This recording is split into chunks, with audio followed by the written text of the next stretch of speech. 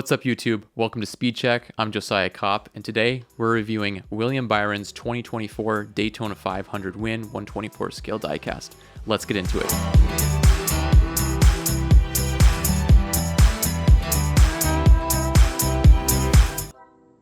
All right, and here is the diecast itself in the box. We've got this really nice window preview of the diecast with this cool checkered flag design on the box itself.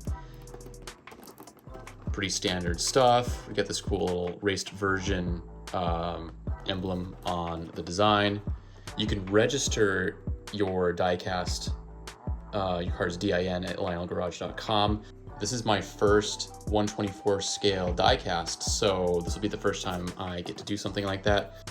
And of course, the sticker on this end says William Byron, number 24, Exalted Daytona 500 Win 2024 Camaro ZL1, 1 of 1620 with the serial number. And we got the fun little NASCAR hologram on the bottom, always fun to look at. But hey, enough looking at the box, let's open this up. Now, one thing to note inside the box itself, you do get a lot of goodies in here. I will quickly run through them. You get this really cool sticker right here. And then you've got this here, build your own virtual garage. And then you've got this card with William Byron's photo. Daytona 500 win. I'm sure if you put this on display somewhere, you could include this with it. It's got all the stats of the race. And a sweepstakes card to win a bumper. That's pretty cool. And this is just a return form. I guess you can get refunds and exchanges for other diecast. So if that's something that you need to do, that's included. And the diecast, here it is. Check it out. Let's get that plastic off of there. Now, like I said, this is my first 124 scale diecast. I don't know if they all come on mounts. I'm assuming they do. So if you want this displayed maybe on your desk or something, you don't want the mount, you can unscrew these two screws right down here, and then you're all set. Now, one of the things that really stands out to me right away is all the confetti on the car itself. Like I said, this is not only is this my first 124 scale, but it's also a raced version, and I think those types of diecast really appeal to me because it shows detail by detail of how the car actually looked, and so you feel like you have that real car with you, and you've kind of captured this moment in history, and it's sitting there right on your desk or wherever you have it displayed. And I think that's a really cool thing that Lionel does. Now, one of my favorite other aspects of this specific diecast are all of the rub marks from the drafting, because this is a Daytona car. So we've got on the bumper, you can see lots of rubbing. Not so much on the left side, but definitely on the right side. Check this out, especially right here. We've got some rub marks along here, a little bit on the front bumper, and you can see there's a lot of rub marks here on the front left quarter panel and the right front quarter panel. Now, another thing that really stands out is not only do they have all the details on the paint scheme itself, they also have all these details on the tires. So you can see the rub marks on the tires and how worn they are. I mean, that's incredible. That's incredible. I mean, you can even see where the crew members write, which car that these tires, what sets these belong to. So you can see the L24, so that's left 24 car. You can't see it on this one, but that's a really cool detail that you can see on this.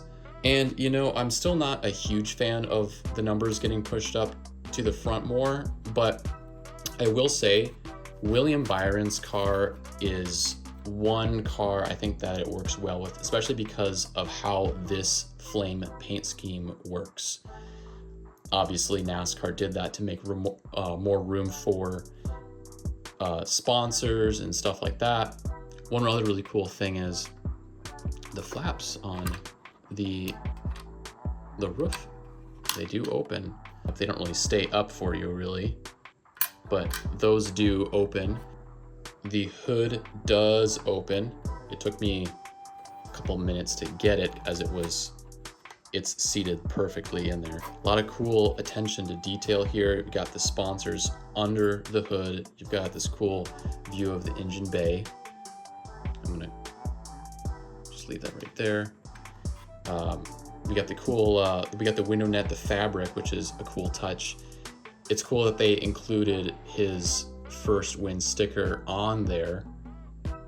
And one thing I'm really glad that they did, obviously they would have done this for this car anyway, but the original paint scheme for this Axalta car had a black strip right here with the text being white, and the fans did not like it. There was a lot of pushback on it, and last minute,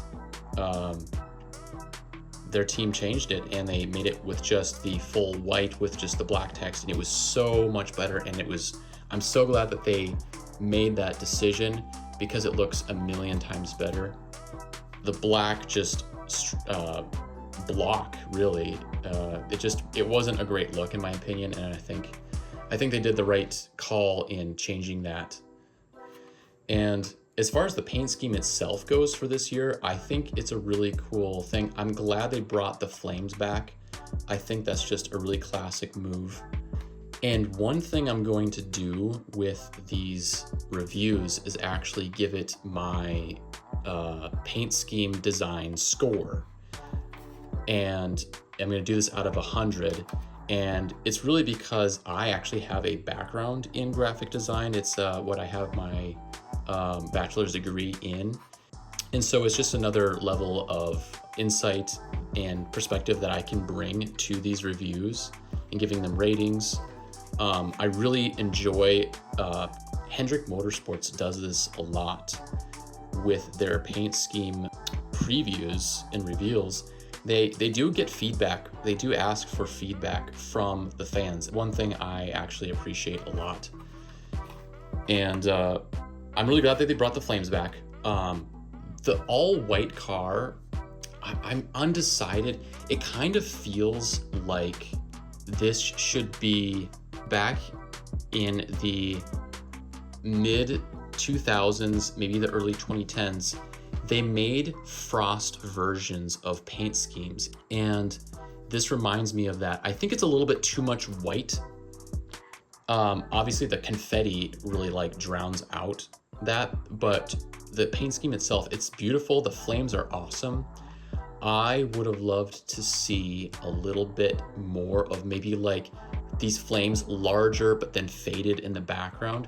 However, the 2014 did just reveal the Axalta and Raptor paint schemes for 2025, and they are phenomenal. The Axalta paint scheme is arguably one of the best ones the 24 car has ever had, in my opinion. I think it's a great design. So this one is really good, but I think 2025 is going to be even better.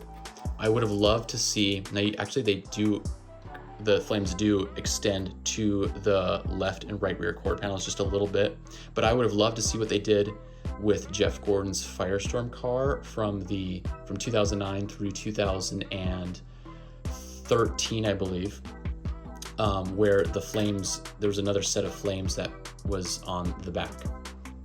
Otherwise, this is a phenomenal car, phenomenal paint scheme. I think it's going to be a really cool addition to my collection. I plan on just keeping this kind of as a centerpiece on my desk somewhere. But out of a score of 100, I give this a solid 82. I think it's a really good paint scheme overall. Like I said, I would have liked to see a little bit more with the flames. I think there's a little bit too much just bare space. But when you're looking at it from this angle or whatever, I mean, that's a pretty phenomenal look. And I'm not a huge fan of the black text for Axalta. I think if that was red, I think that would have been cool as well. Maybe too much, I don't know. But I also would have really been curious to see the roof. Now, I get made fun of a lot for the way I say roof. I should say roof, I guess. For the roof, I would have loved to see this inverted, so a red roof with white flames. I think that would have been a cool touch. Maybe even extend this to the deck lid. I think that would have been really neat. And I think having the Exalta logo be in all red to match the flames, I think that would have been a really cool move. But nonetheless, really great paint scheme. One last thing to note, it looks like this deck lid is meant to open. However, it's not budging and I do not want to risk anything. But that's one other thing.